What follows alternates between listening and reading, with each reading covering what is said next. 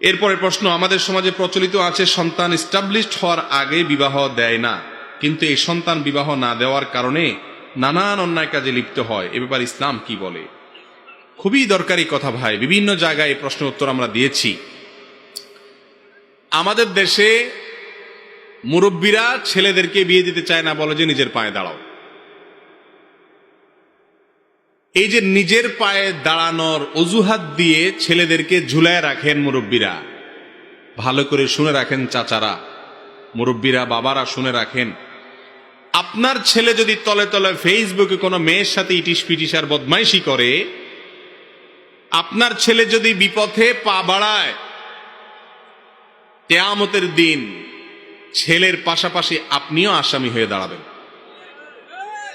কারণ আপনি তাকে অবৈধ পথে, অন্যায়ের পথে যেতে বাধ্য করেছেন। আমাদের এই সমাজে নিজের পায়ে দাঁড়ানোর যে ব্যাখ্যা কি, সেটা আমি আজও বুঝি নাই।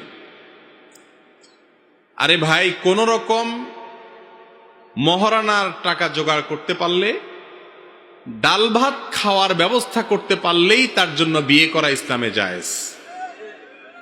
এখন ডাল ভাতের জোগাড় করা কোনো কঠিন কিছু?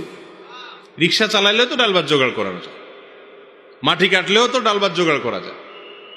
যুবক, আপনার সামনে আপনার চরিত্র রক্ষা, আবার তথাকথিত নিজের পায়ে দাঁড়ানো, দুইটা দুই পাশে।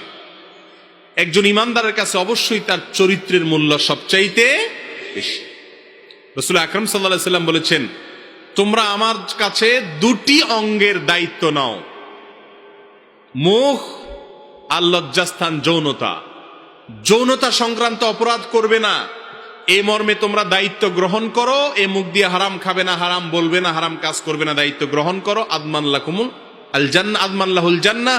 যে ব্যক্তি এই দুইটার দায়িত্ব নেবে, নবীজি বলেছেন তার জন্য আমি জান্নাতের দায়িত্ব নিলাম। এজন্য মুরব্বীদের এটা উচিত হবে না যে তথাকথিত পায়ে দাঁড়ানো এস্টাবলিশমেন্টের অপেক্ষা করে সন্তানদেরকে গুনাহের দিকে তারা ধাবিত করবেন, ঠেলে দিবেন। এটা জায়েজ নাই। একটা রোগ হয়ে গেছে সমাজে, এটা সহজে বিয়ে দিতে রাজি। আল্লাহ রাব্বুল আলামিন আমাদেরকে বুঝার তৌফিক দান করুন।